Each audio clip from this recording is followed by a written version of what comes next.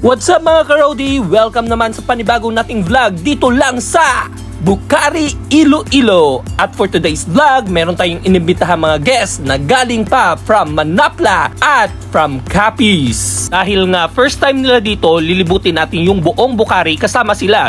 So, let's go guys! Hi guys! Fresh from Manapla and fresh from Capiz.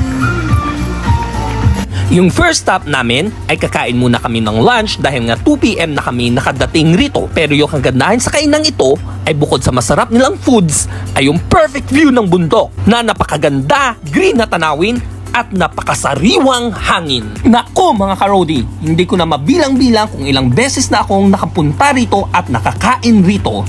Dahil nga sa ganda ng view. Wow.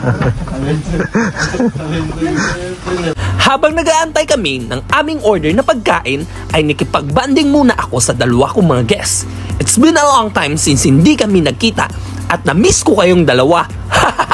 Charot-charot. Since it was the first time here, so susulitin ko ang paglilibot ko dito sa kanila. Alam nyo ba mga ka-Roadie? Hindi ko na mabilang-bilang kung ilang beses na ako nakapunta rito dahil nga every time may bisita ako galing sa ibang lugar ay dito ko muna sila pinapapunta. Welcome sa amon nga pinaka-anyag bisita dito. Dire. Sabi mo voice over. Pahila bala. Pinag-motak show. From Manapla. Kag ang bisita natin halin sa Capiz pa. Thank you sa pag-ano. So, ang atong interview sa buong arena. Welcome to my interview portion sa amon so ano man baldos ko sa lugar? Katahong. Ikaw yaba, Ben? Ano man baldos? Beautiful. Diba yung nakamunta sa vlog tao? Bye vlog. Dahil nga andyan na ang aming pagkain, naputol na ang aming mga tawanan dahil lahat kami ay excited na ring kumain. Tara! Kaon na ta guys!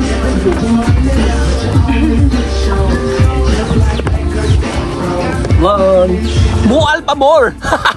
After namin kumain, ay dumiretso na kami sa taas para maglibot-libot dito sa Bucari Pine Forest. Alam nyo ba, may trivia ako sa inyo na napakabago? Pero seryoso, Bucari, Leon is known as the summer capital of Iloilo dahil nga sa lamig ng lugar at napakaraming puno tulad na lang ng famous pine tree at napapalibutan ng magagandang view ng bundok. Known din sila dito mga ka-Roadie as the vegetable basket of Iloilo province dahil nga madami silang supply ng iba't ibang gulay tulad na lang ng cabbage, Baguio beans, sayote, talong, carrots, and other kinds of vegetable.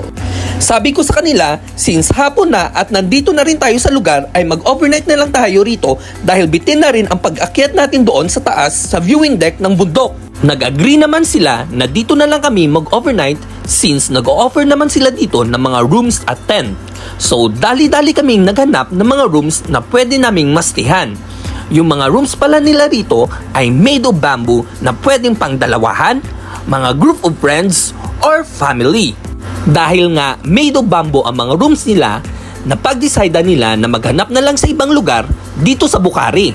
Dahil nga nangangamba sila na baka umulan na malakas mamaya at biglang tutulo ng tubig sa loob ng kubo.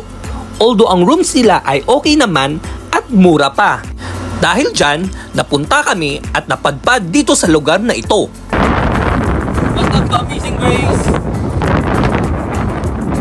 Amazing Grace, Leon, Iloilo! With a special guest, Mr. Ebras and Mom Rubel.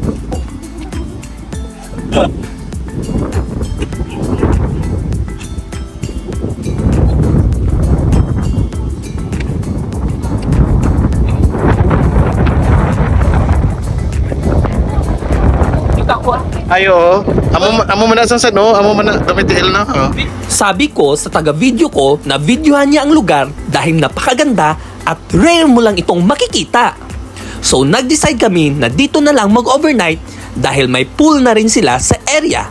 Malinis na lugar plus the perfect view. At pwede ka rin dito magluto ha. Dahil nga hapon na at namili rin kami ng makakain namin for dinner at para kinabukasan ng mga lulutuin namin, napadaan kami dito sa isang flower farm sa Bukhari. Sa 50 pesos na entrance mo ay consumable na into foods at masusulit mo na ang pagpunta mo rito dahil bukod sa mabubusog ka na, madami ka pang makikitang iba't ibang variety ng mga bulaklak at mga pananim rito. Mga Instagrammable spot na pwede mong mapicturan at yung kanilang 360 degrees na view na makikita mo ang lahat, pati na yung dagat. Ayos, di ba? Sulit na sulit mga ka-roadie. Ay, look. Na yun. Video ko na yun. Lemon.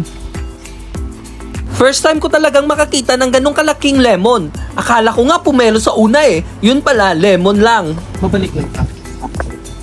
Walang tulog.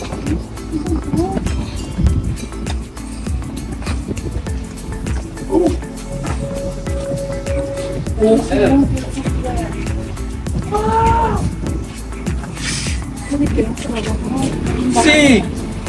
Come in, guys. Napawaw talaga ako pag akyat dyan sa taas kasi kita mo ang lahat pati na yung dagat. Grabe! I never imagined na ganito kaganda yung lugar na ito. Actually, this is my second time na rin na makapunta dito sa flower garden. At ngayon ay madami silang mga dinagdag rito. Walang tapon kahit saan ka man tumingin sa lugar na to. Alam mo talagang inalagaan ng mabuti yung lugar at yung buong kabundukan ng Leon at mga katabing bayan nito. Kaya nga mga ka-roadie, lagi nating pahalagahan at alagaan yung ating kapaligiran dahil napaka-importante nito para sa atin ha. Nai-imagine ko nga na sana someday magkakaganito rin ako dahil nga napakatahimik, malinis na hangin, yung view na hindi mababayaran ng kung ano-ano. Yung kahit maliit lang sana na area no, pero masaya ka na dahil nandito ka. Dahil napagod na rin ang mga kasamahan ko sa pag-iikot sa lugar na ito, nagyayaya na rin silang umuwi dahil nga umaambon na rin at hapon na rin. Dahil nga magluluto pa kami ng aming hapunan doon sa pinagstihan namin. Pero bago kami umuwi, nagmeryenda muna kami dahil nga sa 50 pesos consumable foods nila. Mga ka-roadie, may kwento pala ako sa inyo dahil nga hindi ako naka-video doon sa pinagstihan namin sa Amazing Grace kaya dito ko na lang ikikwento sa inyo. Ang saya lang kasi dahil ang bait ng mga staff nila doon. Nakakabilib din ay meron silang honesty store. Kumuha ka lang ng mga kailangan mo.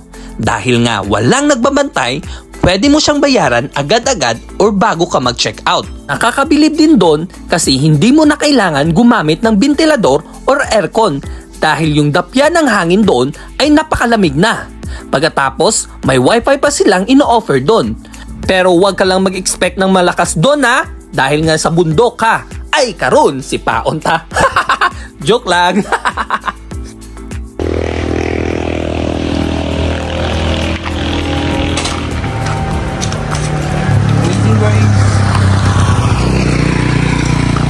Iloilo. This is my second day here, mga ka-roadie. At ang ganda ng gising ko, pati na rin ng mga kasama ko. This time ay aakyat kami sa taas, doon mismo sa viewing deck ng Mount Mansiga.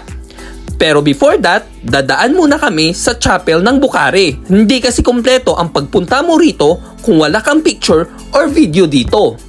May mga farm din pala sila dito ha, tulad na lang ng strawberry farm. Pero sa ngayon, wala pang bunga yung mga strawberry nila ha. May mga magagandang falls din sila dito. Pero sa video na to, hindi na natin napuntahan dahil nga wala na kaming oras. Pero hayaan yung mga ka-roadie, sa pagbalik ko rito, mga falls na naman ang i-feature natin. Sa last trip ng aming paglilibot ay pupunta na tayo doon sa taas mismo sa viewing deck nila. Para makita nyo ang ganda ng buong bayan ng Leon at mga kalapit na bayan nito. Pero isa sa mga agaw pansin dito sa pag-akyat, bukod sa nakakapagod ito dahil meron itong more than 100 steps to get to the viewing deck, ay yung kanilang mga century-old trees. Iba't ibang klaseng pine trees at mga pananim dito. Mga ka-roadie, pag may nakita kayong mga trees na century-old trees na, ihag nyo ha dahil sila yung magpapakalma sa atin, magpapasaya at magpapawala ng stress. Because trees provide us with a sense of connection to nature. Trees also help us to appreciate the beauty of life. Sa wakas, nandito na tayo sa taas. Hindi na naman ako makapaniwala sa ganda niya dito. Paulit-ulit ko tong pinupost sa social media pero hindi pa rin silang nagsasawang tingnan nito. Parang buhay lang yan. Kahit anong pagod mo sa buhay ay huwag tayong susuko ha. Kailangan mong abutin ang gusto mong abutin. Pwede kang magpahinga kung pagod ka na pero huwag kang susuko ha. Dahil yung mga pinagdadaanan mong pagsubok sa ngayon ay isang test o pagsubok lang yan para manalig ka at huwag mawalan ng pag-asa. At sigurado din ako na kahit papano ay napasaya ko ang aking mga bisita na dumayo pa sa mga malalayong lugar. Salamat din sa inyong mga kooperasyon dahil naging masaya ang ating banding sa pagbisita nyo dito. Salamat sa inyong walang humpay na tawa, mga kwento ng inyong buhay at mga karanasan na hindi nyo malilimutan. Siguradong madami na naman kayong baon na ikukwento sa inyong pagbalik sa inyong mga lugar. At sa huli mga ka-Roadie, huwag niyong kalimutang puntahan yan ha, yung pinaka-iconic na stone formation. Dahil napakaganda ng view at makapigil hiningang ganda. Isigaw mo dyan lahat ng mga hinanakit mo sa mundo. Joke lang mga ka-Roadie. Ano pang inaantay nyo mga ka-Roadie? Bumisita na kayo dito sa Bucari Leon, Iloilo. Woo! Bucari is the best! Woo! Mga ka-Roadie, please like, comment, and share! See you next time mga ka-Roadie! Bye-bye!